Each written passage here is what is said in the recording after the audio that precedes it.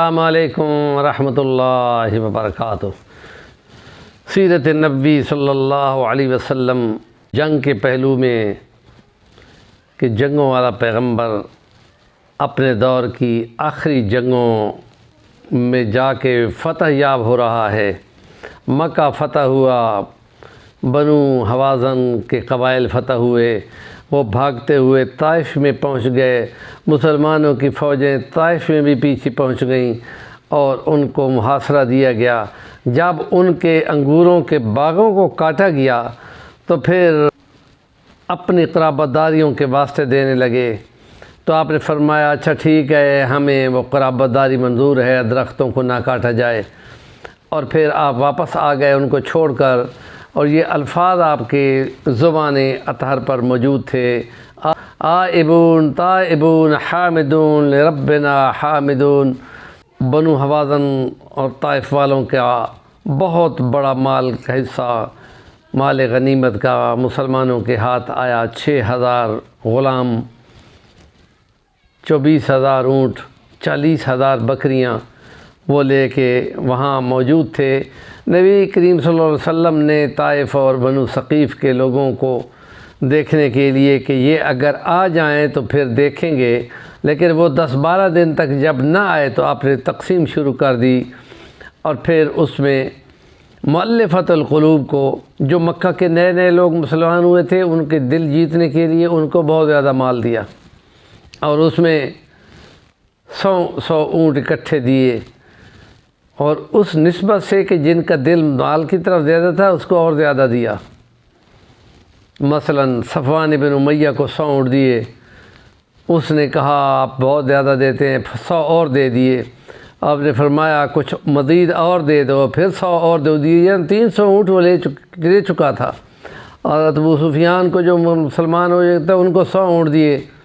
انہوں نے کہا میرے بیٹے کو، اس کو 100 اونٹ دے دیے۔ اس نے کہا میرے پوتے کو، اس کو بھی 100 اونٹ دیے۔ 3 کو غلام اور ان کو باقی سامان بھی اسی طرح ملا۔ اور یہ تقسیم کرتے ہوئے نبی کریم صلی اللہ علیہ وسلم نے وہ 24,000 اونٹ سارے تقسیم کر دیے۔ انصار مدینہ کو یہاں پر کچھ بھی نہیں دیا۔ اور پھر ان قبائل کے قیدیوں کو کرنے کا مرحلہ آیا، کیونکہ وہ لوگ پہنچ گئے تھے، اور آپ صلی اللہ علیہ وسلم نے ان کو فرمایا کہ اب تو میں سب تقسیم کر چکا، آپ لوگوں کا انتظار کیا، تم نہ آئے، اب تمہاری مرضی ہے کہ یا تو تم قیدی لو اپنے حسب نسب کی طرح، بکری اونٹوں کی طرف جاؤ۔ انہوں نے کہا کہ نسب ہمیں اعلیٰ ہے، ہمارے قیدی دے دیے جائیں، ہم اونٹ بکریوں کا سوال نہیں کرتے۔ تو نبی صلی اللہ علیہ وسلم نے فرمایا کہ میں عبد المطلب اور اپنے خاندان کے تمام قیدی تو واپس کرتا ہوں، اور باقی لوگوں کے جو قیدی ہیں ان کے لیے ظہر کی نماز کے ٹائم تم وہاں اپیل کرنا، میں سفارش کروں گا۔ نبی کریم صلی اللہ علیہ وسلم نے وہاں پر سفارش کی تو 6,000 ان کے قیدی واپس ہو گئے۔ اور پھر انہی میں آپ کے بنی سعد قبیلے کی شیمہ نامی لڑکی بھی آئی، جو یہ کہہ رہی تھی کہ میں تمہارے پیغمبر کی بہن ہوں، اور پھر اس نے نبی کریم صلی اللہ علیہ وسلم کے سامنے اپنی یہ مثال پیش کی کہ جس وقت آپ نے ان کو یہاں پر کاٹا تھا تو آپ پہچان گئے اور آپ رو دیے، اور آپ صلی اللہ علیہ وسلم نے جلد چادر بچھائی اور اس پر اپنی بہن کو بٹھایا، اور فرمایا کہ تم چاہو تو میرے پاس رہو، میری بہن ہو، میں عزت سے رکھوں گا، اور اگر چاہو تو اپنے خاندان میں بے شک چلی جاؤ۔ تو اس نے کہا میں خاندان میں جانا چاہوں گی۔ تو آپ نے ان کو 3 غلام اور 1 باندی اور کچھ اونٹ اور کچھ بکریاں دے کے ان کو روانہ فرمایا۔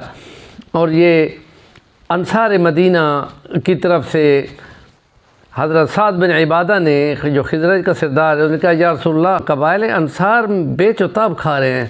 آپ فرمایا ان کو یہاں جمع کرو، سب کو جمع کیا۔ آپ فرمایا کہ ہاں جی آ گئے۔ آپ نے فرمایا تم بولو کہ پیغمبر جب تم بے خانمہ تھے ہم نے مدد کی، جب آپ کو تمام لوگوں نے نکلنے پہ مجبور کیا تو ہم نے آپ کو پناہ دی، تو بولتے یہ تم تسلیم کرو کہ جب تم آپس میں خون خار اللہ نے تمہیں بھائی بنا دیا، اور جب تم دین سے بے بہرہ تھے خدا نے تمہیں دین دے دیا، خدا کی پہچان، رسول کی پہچان آ گئی۔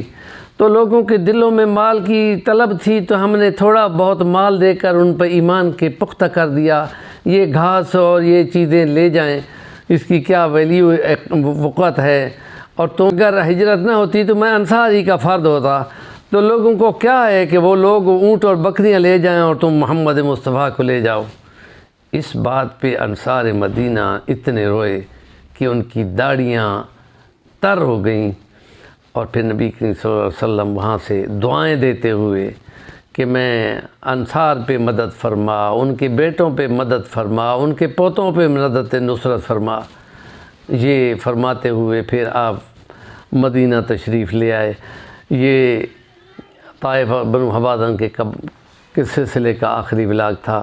سیرت کے ٹاپک میں کچھ اور بھی ابھی عنوان اور جنگ باقی ہیں، وہ بھی انشاءاللہ ضرور بیان کریں گے۔